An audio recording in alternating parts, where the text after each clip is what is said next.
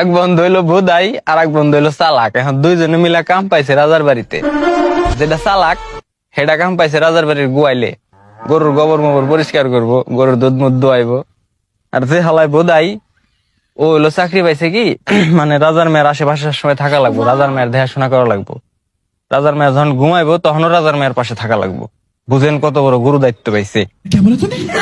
এখন যেটা চালাক বুঝছেন, ও তো সবসময় হিংসা করে, কর মতো একটা বোধাই ও যে এত সুন্দর একটা চাকরি পাইলো, সবসময় এত সুন্দর একটা ছেলের আশেপাশে থাকে।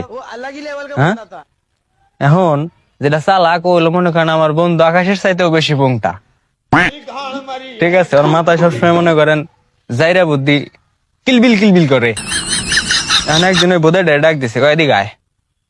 গেছে, কয় আজকে রাইতে যায় হেরা রাজার মেয়ের গালে পিন দিয়ে দুইটা ছিদ্রি করবি।